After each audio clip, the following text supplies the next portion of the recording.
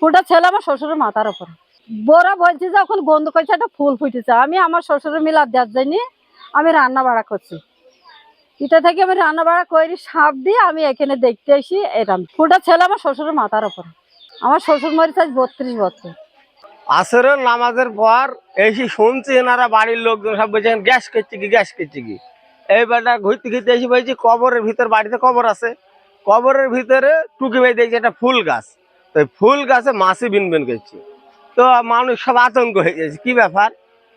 দেখি আমরা ফের খেয়াল করে দেখছি যে এটা হচ্ছে ওল গাছের উপরে হয়েছে। কিন্তু তারপর লোকজন চলে আসলে আরো অনেক লোক দেখলো, দেখার পর এবারে বাড়ি আলা বললো ঠিক আছে কি আছে আমি দেখছি। ওটা তোলার পরে দেখছি ওল গাছে থেকে ফুল হয়েছে। তো মাসি ভাইসাল কবরস্থান বলে মানুষ সব আতঙ্ক হয়েছে। কিন্তু এখানে আতঙ্ক হওয়ার তো কিছু ব্যাপারই না। এটা সচরাচর হয়তো অনেক জায়গায় দেখছি, মোবাইলে সার্চ করছি, সার্চ করে এখন বেরিয়ে পড়ছে যে ওল গাছের ফুল হয়। তো এইটা যা দেখলাম এই পর্যন্ত। কবরস্থানের মাথার দিকে ছিল। এখন বাড়ির লোকে এইটার গ্যাস দুর্গন্ধ পেয়েছে, পাওয়ার পর ওরা ওই জায়গায় গিয়ে দেখে এই ফুলটা আছে, যার জন্যে ওরা এই ফুলটা কবরস্থানে থেকে তুলে মানুষকে দেখানোর চেষ্টা করেছে।